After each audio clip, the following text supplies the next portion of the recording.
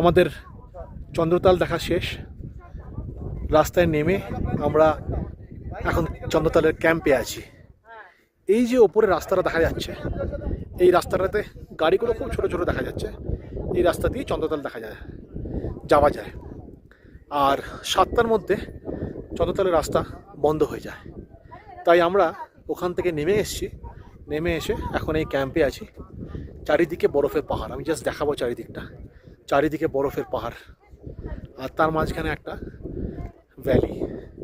ভ্যালিতে এরা ক্যাম্প বানিয়েছে। প্রচণ্ড ঠান্ডা, প্রচণ্ড জোরে হাওয়া দিচ্ছে, কিন্তু দারুণ জায়গাটা। এটা আমাদের ক্যাম্প, একটা সিঙ্গেল রুমের মধ্যে বাথরুম, আর এদিকে ডাইনিংয়ের অপশন আছে। চন্দ্রতাল ক্যাম্প।